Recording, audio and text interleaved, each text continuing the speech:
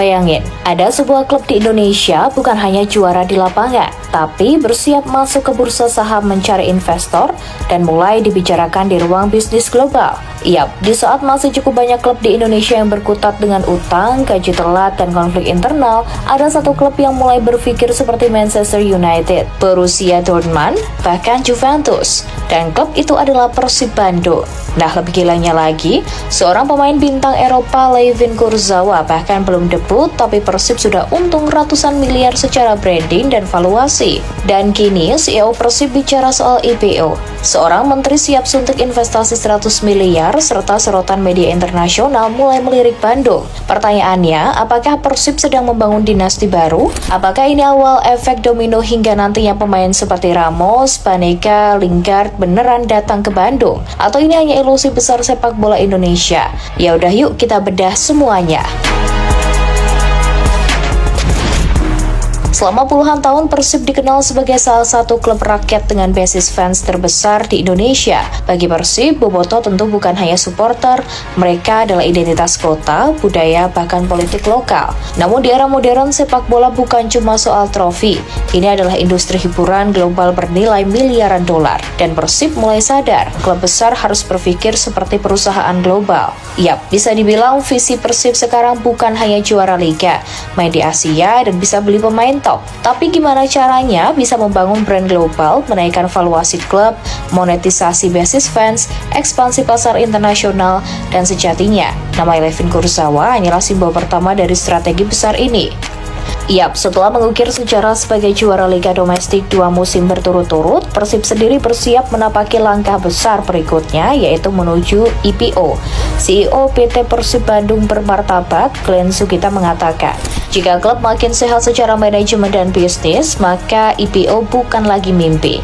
Nah, IPO atau Initial Public Offering sendiri adalah proses ketika sebuah perusahaan menjual sahamnya ke publik lewat bursa efek. Artinya, publik bisa membeli saham Persib, investor, institusi masuk, klub mendapat dana segar besar, dan laporan keuangan harus transparan. Tentu kalau Persib benar-benar IPO, maka mereka akan menjadi klub sepak bola paling modern secara korporasi saat ini, melebihi Bali United yang udah lebih dulu.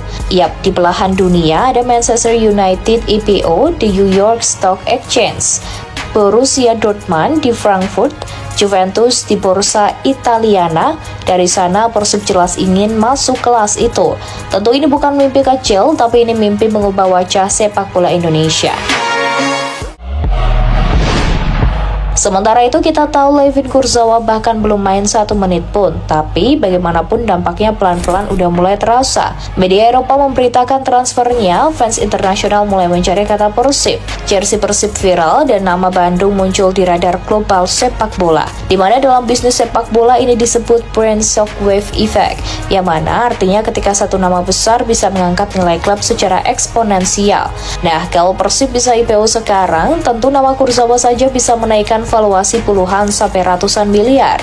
Yap, seperti yang udah dijabarkan kalau CEO PT Persib Bandung bermartabat Glenn Sugita menyatakan jika klub semakin sehat secara bisnis dan manajemen, maka IPO bukan lagi mimpi. Nah, dari situ datanglah dukungan publik dari Marwarar Sirait, Menteri Perumahan dan Kawasan Permukiman Republik Indonesia. Yap, beliau ini adalah figur politik sekaligus pengusaha dekat dengan dunia sepak bola dan ekonomi kreatif. Dan di sini beliau mengatakan siap investasi 100 miliar rupiah untuk Persib, yang mana itu bukan sekedar candaan, tapi itu adalah sinyal kuat bahwa Persib mulai dilihat sebagai aset ekonomi nasional. Artinya apa? Sepak bola sekarang masuk radar kebijakan ekonomi, klub dianggap sebagai entitas industri kreatif, dan politik mulai melihat value ekonomi olahraga. Nah, kalau politik dan bisnis bertemu di sepak bola, skalanya bukan lagi lokal, ini level nasional bahkan global. Sementara itu, Persib sendiri saat ini bisa dibilang seperti startup yang sedang masuk fase scale up. Mereka tidak hanya ingin juara Liga Domestik, sebab target realnya adalah bisa bersaing AFC Champions League Elite, yang mana jika itu berhasil, maka exposure global, hak siar internasional, sponsor global, dan valuasi klub pun melonjak. Kemudian dengan adanya pemain bintang, Persib mulai bicara pasar ke pasar luar negeri. Kurzawa bukan hanya bek kiri, dia adalah media magnet, yang mana langkah selanjutnya Persib bisa mencari pemain Eropa lain, bekerja sama dengan influencer global ataupun sponsor Eropa maupun Timur Tengah. Yang jelas disinilah Persib ingin berubah dari klub tradisional menjadi entertainment company.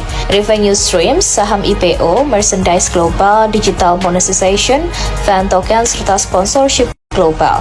Sekali lagi, ini bukan lagi pemikiran klub sepak bola lokal. Ini adalah model klub modern abad 21. Yap, sekarang bagian paling liar. Semisal jika Kurzawa sukses, maka Persib bisa menjadi magnet bagi pemain top Eropa yang ingin proyek ambisius di akhir karir. Ambil contoh Sergio Ramos, Ever Banega, hingga Jesse Lingard. Terus, apakah itu realistis? Secara finansial saat ini ya emang belum sepenuhnya. Tapi secara proyek dan branding, jelas itu mulai masuk akal. Kenapa pemain veteran modern salah satunya pasti mencari proyek legasi, pasar baru hingga monetisasi, personal brand. Ingat, Indonesia punya 280 juta penduduk, dan bagi pemain Eropa ini adalah pasar emas yang belum tergarap. Di sisi lain tentu saja semua ini punya sisi gelap. Jika sudah IPO berarti harus siap dengan yang namanya tekanan investor, target profit, transparansi ketat, dan fans berubah jadi shareholder yang kritis. Dengan kata lain, klub bisa kehilangan romantisme karena keputusan sepak bola bisa dikendalikan logika bisnis. Lalu jangan lupakan juga resiko pemain bintang, mulai dari gaji yang sangat mahal, potensi konflik ruang ganti, ekspektasi fans tidak realistis, serta resiko performa drop. PSG adalah contoh nyata penuh bintang tapi sering gagal di Eropa. Nah, kalau Persib salah strategi, yang ada bumerang justru mengarah kepada mereka. Pokoknya di luar itu semua, Persib hari ini bukan hanya klub. Ia adalah simbol ambisi sepak bola Indonesia. Dari stadion tradisional menuju papan bursa saham, dari pemain lokal menuju magnet bintang Eropa, dari bobotoh lokal menuju fans global. Pertanyaannya bukan lagi apakah Persib bisa, tapi apakah sepak bola Indonesia siap naik kelas, kan gitu. Yap, terlepas dari apapun, Layvin Kurzawa mungkin belum debut, tapi secara nggak langsung dia udah ikut membuka pintu sejarah.